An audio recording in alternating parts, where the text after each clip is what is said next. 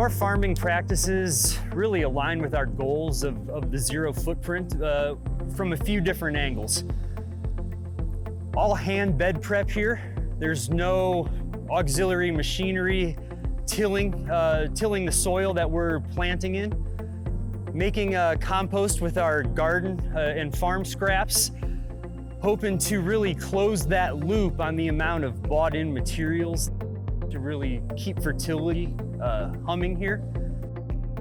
So the farm at the Sylvan Table has probably been the most unique project I've ever been involved with. Starting from almost scratch on a former cottonwood, a cottonwood low spot in Sylvan Lake, it's really changed my perspective on what is possible on marginal pieces of land and how we can really take some of that knowledge and apply it to a lot of those spots that you might even see around your neighborhoods or around your cities that could be food production zones, which are things we're really going to need in the future. So I wanted to open a restaurant for the reasons people have dreams. And when I was researching and doing my due diligence about all the other aspects of restaurant culture and just starting the business, I didn't want to be like every other restaurant out there because of the food waste and for how bad they are for the environment. And I know there's been a huge push towards everybody taking part in this endeavor as far as being greener and being more conscious of our impact. With sustainability in our menu design, that's something that we look at handling all year round. We're in a unique situation because we have a farm attached to our restaurant, on top of which we carry 5 to 7 other partner farms that we use throughout the entire year. With our main goal being sustainability, local, and seasonal as our top 3 priorities, this presents issues most apparently through the winter, where everybody's like, well, how can you provide a carrot or a tomato? And what we do is we don't provide a fresh tomato in the winter. We'll provide a tomato that we harvested during the peak of season. Well, it is more expensive to do what we're doing. It's really easy to not. I mean, it's so easy just to throw everything away, not worry about really anything. It's really easy to do that.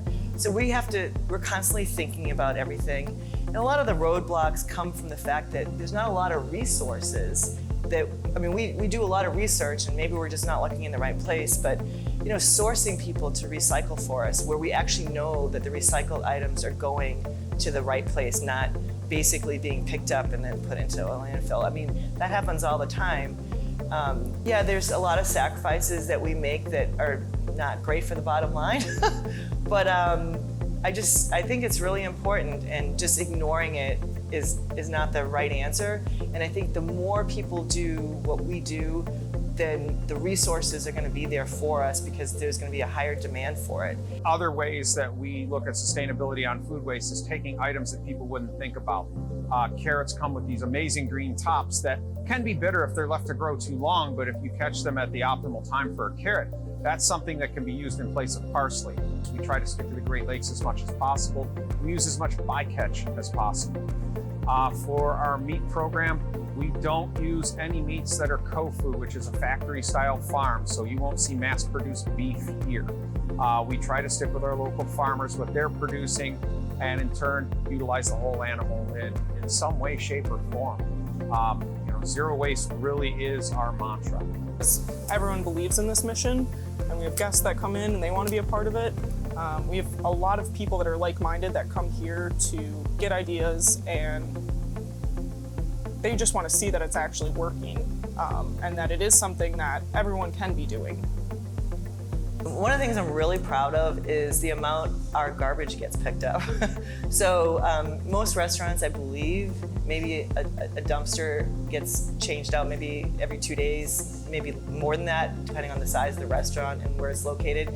So we're now down to 1 dumpster a week, which I think is pretty phenomenal.